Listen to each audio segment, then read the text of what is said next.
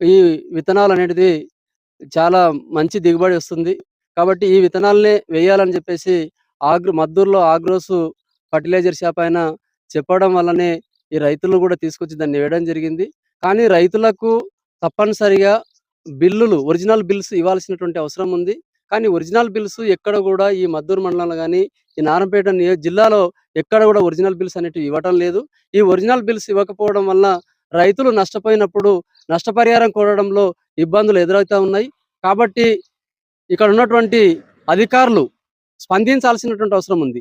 ఎప్పటికప్పుడు ఈ యొక్క సందర్శించి ఈ ఫర్టిలైజర్ షాపులని రస క్రిమి సంహారక లేకపోతే విత్తనాలు అమ్మేటువంటి మందుల షాపులన్నీ సందర్శించాల్సినటువంటి అవసరం ఉంది. కానీ ఎక్కడ కూడా సందర్శించినటువంటి దాఖలాలు లేవు.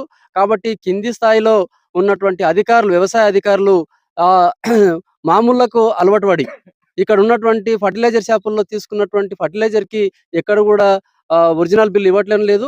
ఒరిజినల్ బిల్ ఇవ్వకపోవడం వల్ల అత్యధిక ధరల్ని అత్యధికంగా అమ్ముతా ఉన్నటువంటి పరిస్థితి ఉంది. కాబట్టి ప్రభుత్వం గాని, అధికారులు గాని స్పందించి అటువంటి షాపుల మీద